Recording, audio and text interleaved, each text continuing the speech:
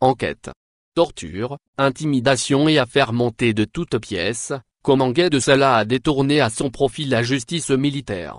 Dans une première partie, Algérie.par avait publié une enquête approfondie pour expliquer les tenants et aboutissants de la confiscation de la justice militaire algérienne par l'ex-chef d'état-major de la ANP, le défunt Ahmed Gaido Salah. Nous avions expliqué les subterfuges qui ont été utilisés par Gaido Salah pour soumettre la justice militaire à son diktat. Nous avions également révélé les noms des hauts responsables militaires impliqués dans ce processus de confiscation qui a permis à Gaido Salah de devenir le maître absolu de l'institution militaire algérienne.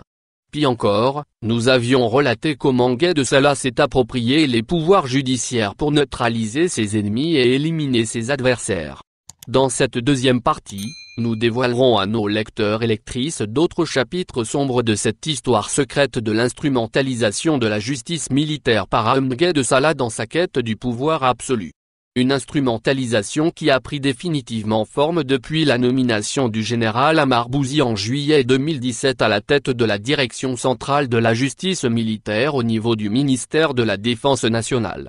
C'est grâce au travail du général Ammar Bouzi que le nouveau code de justice militaire, taillé sur mesure en fonction des besoins politiques de Gaido Salah, est adopté officiellement le 1er août 2018. À la suite de l'entrée en application de ce nouveau code de justice militaire, Ahmed Gaido Salah s'est lancé dans la préfabrication des dossiers judiciaires pour monter de toutes pièces des affaires pouvant justifier les incarcérations de ses adversaires qui lui sont hostiles. Le général Ammar Bouzi ne s'arrête pas là puisqu'il est l'artisan de la loi du 14 octobre 2019 complétant l'ordonnance du 206 du 28 février 2006 portant statut général des personnels militaires. Cette loi a fixé de nouvelles conditions par les anciens fonctionnaires de l'armée qui ne pourront plus prétendre à toute activité politique pendant une période de 5 ans suivant leur admission à la retraite. La présidence de la République, dirigée à l'époque par Abdelkader Bensalah, a expliqué que cet amendement vise à la mise en conformité des dispositions du statut général des personnels militaires et la loi organique 10-16 du 25 août 2016 relative au régime électoral, amendée et complétée, en faisant obligation aux militaires en activité de service admis à cesser définitivement de servir dans les rangs de la ANP de s'abstenir, pour une période de 5 années à compter de la date des faits de la cessation d'activité, d'exercer toute activité politique partisane ou de se porter candidat à une quelconque fonction politique élective. L'objectif étant d'empêcher toute atteinte à l'honneur et au respect des institutions de l'État ainsi qu'à l'image de marque de l'institution militaire, en ce sens que le militaire en activité de service admis à cesser définitivement de servir est placé, pour une durée fixée à 5 années, en disponibilité ce qui le met à la disposition de la ANP qui peut le rappeler à tout moment, conformément aux dispositions des articles 1 et 3 de l'ordonnance 76-110 du 9 décembre 1976 portant obligation militaire des citoyens algériens, avait tenté de rassurer la présidence algérienne. Or, dans les faits, ce texte fut concocté par le général Ammar Bouzi pour empêcher que les anciens hauts gradés de l'armée ne s'aventurent dans la politique dans la perspective de s'opposer au pouvoir d'Ahmed Gaido Salah, le seul militaire autorisé à faire de la politique grâce à sa casquette de vice-ministre de la Défense nationale et de premier responsable de l'état-major de la ANP. Depuis l'avènement en politique d'un certain général à la retraite Alig Diri, Gaido Salah est traumatisé et craint l'enrôlement des anciens hauts gradés de l'ANP dans un mouvement politique qui lui portera du tort et contestera son pouvoir. D'ailleurs, Alig Diri finira en prison le 13 juin 2019 après avoir été placé en détention par le tribunal de Dar el Beida dans une sombre affaire que la justice algérienne n'a toujours pas daigné éclaircir.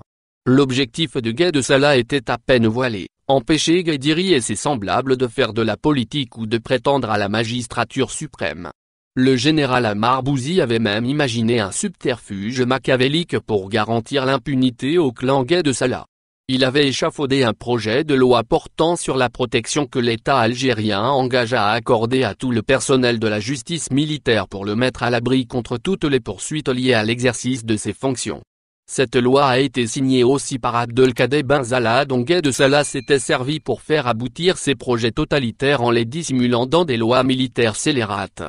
Avec cette loi, le général Ammar Bouzi a pu garantir aux juges et procureurs des tribunaux militaires une totale impunité lorsqu'ils sont amenés à distribuer les condamnations arbitraires à l'encontre des personnalités ciblées par Ahmed Ghaï Salah et son clan. Mais au-delà du volet judiciaire, les dérapages d'Ahmed Ghaï Salah n'ont pas connu de fin puisque certains officiers algériens ont été non seulement emprisonnés pour des faits imaginaires ou inventés par des juges aux ordres, mais aussi torturés et violentés dans les casernes des services secrets algériens. Ce fut le sort malheureux qui avait réservé au lieutenant-colonel Fouad Boukari.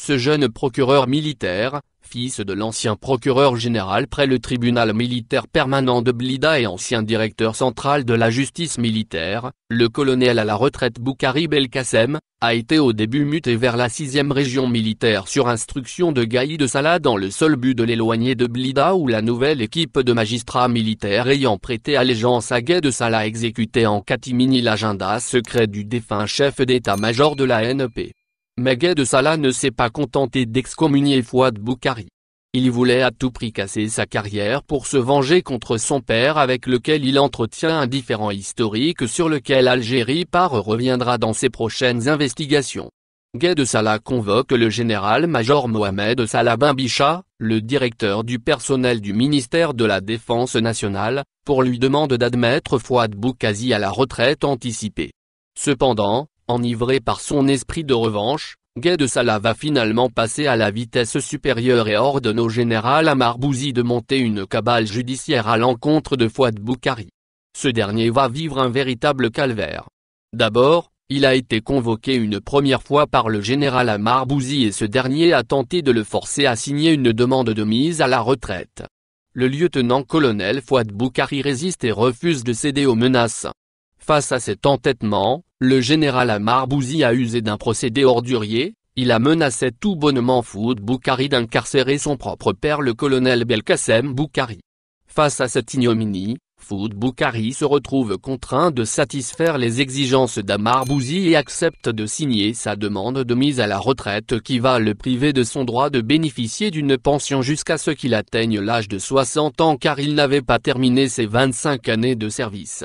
Les déboires du jeune Fouad Boukari avec Ghaï Salah et son équipe se sont aggravés après qu'il ait regagné la vie civile. En effet, le général Wassini Bouazak, l'ex-patron de la Direction générale de la sécurité intérieure, monte un guet-apens au lieutenant-colonel Fouad Boukari. À la suite d'une sombre et douteuse affaire ayant ébranlé toute la hiérarchie de la Direction centrale de la sécurité de l'armée, à l'époque du colonel Bob, mais qui n'a jamais été élucidée par la justice militaire, Fouad Boukari fut interpellé et emmené en juillet 2019 dans le plus important centre opérationnel de la DGSI, la fameuse caserne Antar à Ben Aknoun. Le lieutenant-colonel à la retraite Fouad Boukari a été descendu manu militari au sous-sol de la caserne Antar, où rien ne lui a été épargné, insultes, crachats, coups de bâton, chiffons. Bref, des actes de torture qui renvoient les services algériens aux heures les plus horribles de notre histoire contemporaine.